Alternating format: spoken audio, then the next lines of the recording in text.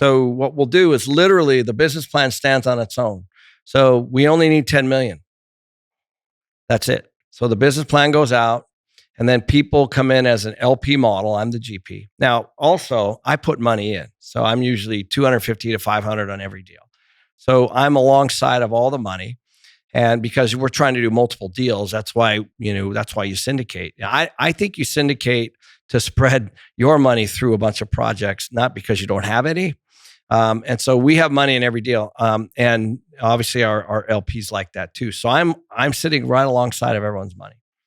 Then really the deal, I just have to perform to the business plan. So if let's say that's a 3-year time frame, because on a 230 unit project, it's going to take me at least 2 years to turn those units. So after with normal turnover, so now the net operating income's higher, the rents are higher, the place is looking better. We probably have a better tenant profile. I've managed the expenses down where they are. I take that to the bank, and let's say the thing's worth $45 million.